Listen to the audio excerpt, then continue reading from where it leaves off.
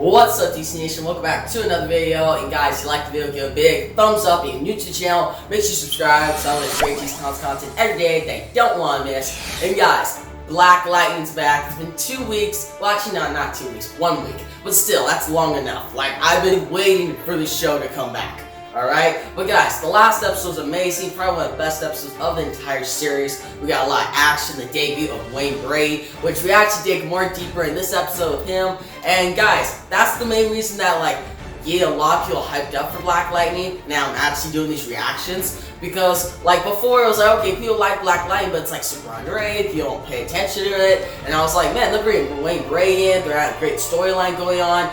Why not do a reaction to it? And that's why I started doing this. And guys, last video got good feedback, and I appreciate that. And I'm excited to make this video, give more back, and explain certain parts of the episode, give my opinion on it overall. But guys, the main thing that was probably pretty awesome this episode was Brady, but his backstory. Now, we pretty much find, Gamby, he actually has a big part in this episode. He gets this briefcase from Lady Eve, which I'll dig more deeper into her soon. But he gets this briefcase and it shows every Meghuman that the ASA, big villains in this series, have pretty much used this entire time. We find out that Wayne Brady, Tyson, well I think it's Tyson, but Gravedigger, he is the first metahuman. So it's official, he's the very first metahuman in the Arrowverse, which that's a big deal. And guys, we see this whole sequence where it goes back in time. I didn't like the whole thing they were saying, oh, since he was oppressed by his color, then he had to come, he rebelled against. You could just had him get pushed by a couple guys. You didn't have to really dig deep into that. I did like his backstory where he get pushed, he comes like a super soldier, pretty much like Captain America, but when he starts beating the crap out of people and they send him out on missions in the military, and you see an awesome sequence where he's just shooting people, beating the crap out of them, even he gets actually hurt a little bit. Yeah, he's invincible, they painted that picture a little bit, but they also painted that picture of, hey, he can still get hit too. He might be super powerful, but at this time, but he still has flaws, and that's his whole goal this whole time, is to become stronger. So we see this whole sequence, he's beating the crowd, these people, he shoots people, it's actually pretty dope. But guys, then we see, later on, actually at the end of the episode, we see him kill the one, beard guy at Markovia, which I didn't really care about him, but when he just lifts him up and then slams him to the ground, it's really cool. And guys, it pretty much shows that now he's even more powerful and he's coming after Black Lightning, he's coming after the ASA, and he's in full charge mode. Now this is part one of another, I think, 4-part storyline. Obviously this is not really action heavy like last episode, but you have to consider last episode was the finale to the 4-part storyline, Book of Markovia, where this is the Book of War, part 1, Homecoming. So it's part 1 of the storyline, so it's more setup than action, but it gets me super excited for the next 3 parts. But guys, that's enough about Wayne Brady. He did great in this episode, as always. His acting's great, and I'm looking forward to another interaction, actually fight between him and Black Lightning. But guys, another storyline in this episode, which is actually pretty intriguing and cool, was Lady Eve, Lala, and Pierre Gamby. Now guys, Lala, let's get back to him. He pretty much gets manipulated in this episode, because remember, he was controlled by Tobias last season. In the season 2 finale, he just got whooped by Tobias. Lala's one of my favorite characters, but they make him look like a bitch sometimes, actually, which it makes sense to the storyline, but still, I want him to get his triumphant moment where he just beats the crap out of Tobias, or maybe kills Lady Eve. Well, don't kill Lady Eve yet, she just came back. But at least get something at Tobias. Don't kill Tobias, but at least give him some kind of victory. But in this episode, he's telling to Lady Eve, being kind of cocky, and Lady Eve pretty much says the words, something like plurbius or something like that, and now she manipulates him. We found out Tobias manipulated him last season, but it actually came from Lady Eve. It makes Lady Eve look like an awesome villain.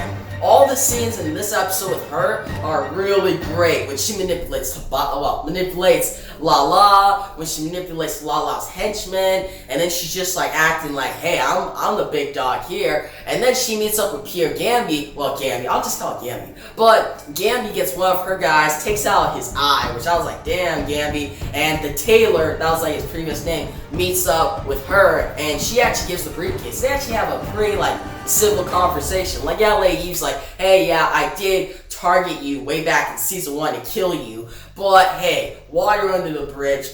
Here's his briefcase. And Gammy's like, I don't trust you at all, but I'll take this. But it's actually a pretty cool scene, and I'm looking forward to see more interaction between those characters. But I'm so happy they brought Lady Eve back. Like, when they killed her off in season 1, it was way too quick. Like, it was not a good idea at all. But they didn't have her in season 2, which that was kind of a waste. But I'm happy they brought back Lala. That was a big, like, showdown, a big reveal, like, at the end of season 2, and actually made the ending a little better. But still, like, having Lala, Lady Eve, Wayne Brady on this show, Tobias, like, Tobias doesn't make an appearance in this episode, but he will in, like, future episodes. But just having so many awesome villains in the show just really elevates the show. We also have awesome heroes, too, which I'll get to soon.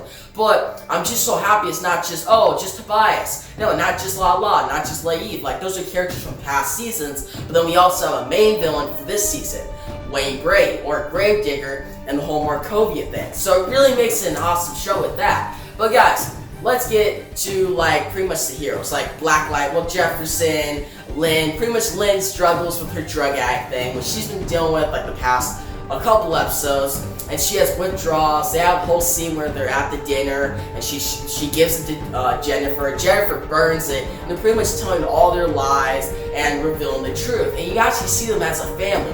Which, when was the last time we got a scene like this? Like, I get we see scenes of them together, but when was the last time they're all at the table, they're all enjoying themselves, and it just, like, brings the show to, like, a moment like, alright, this is the happy time. It's about to get dark soon, which I'm excited for that. But it was great to see that, and it's just they're one of my favorite families in the whole entire Arrowverse, alright? Well, one of the favorite, like, group dynamics. Like, I like the Team Arrow, I like Team Flash, I like them, but the Pierce family, they're one of the best characters in the Arrowverse, and it really shows in this scene. But guys, another part in this episode, which is probably one of the weaker parts, was when Jennifer and Brandon, like Brandon, his mom was killed. Well, I think that's his name. Yeah, his mom was killed by the one girl who was working with Lynn last episode. And she's a good character and all, but she gets, like, stabbed, and honestly, she has to die. Like, she's lived out her purpose. There's no purpose of her anymore on the show. And we already have 4 other great villains, and she doesn't really compare to them.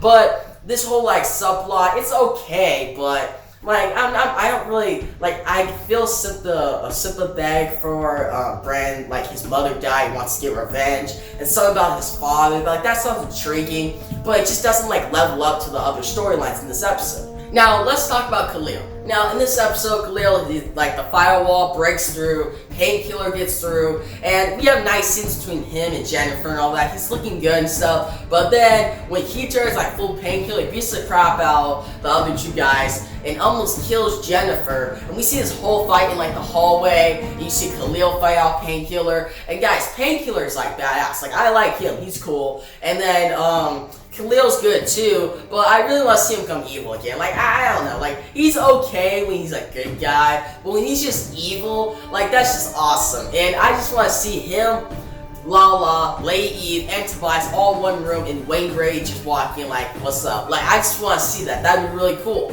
And guys, but the only thing that's, like, kind of bad about the subplot was at the end, Jennifer's like, I should have listened to my family. I should have never got you out. Just leave. But the thing with this, though, is she went through all this trouble to get him out, and actually forced him out, and he didn't want to come out. He went through it. He even told her, hey, you can't really trust me. And she's like, no, I can trust you. And then now she's like, just leave, go. And I'm like, come on, you can be a little more nicer than that. And now he's just out there, which I'm pretty sure Khalil's going to come back, and I think he's going to come back evil. Probably later in the season, in, like, the big parts of the storyline. But for now, this exit here just felt kind of like forced. Like, it wasn't that great.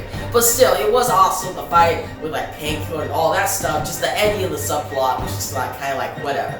But guys, Anissa in this episode, you see her with Grace again, which those scenes are alright, but I really like when Anissa shows up. Even Blacklight, they show up and fight off the Markovians. You see them, like, shocking things. You see Anissa just, like, slap her hands, which that was cool too. But I want to see more of Anissa. Like, I don't like when Anissa gets on Jennifer, like, oh, you can't trust Khalil, but I can trust Grace. Like, I'm like, come on. Like, Jennifer, she got a lot of great storyline this episode, other than, like, the ending of her subplot. Like, she actually had 2 subplots, where Anissa just had, like, she was just going back and forth with, like, little tiny subplots.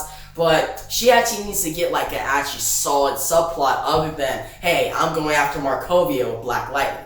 But guys, that was pretty much the episode. There was a lot of setting up for the future episodes, which I'm excited for. The action, there was a couple good action sequences in this episode. It doesn't compare to the last episode. Like the last episode, those action sequences were dope. But this episode, it was still great, and I'm really excited to see what's going to happen next. But guys, overall, I'm going to give this episode an 8.2 out of 10. In the comment section below, tell me what you thought about this episode. Did you love it? Did you hate it? What do you think about Gravedigger and his origin story?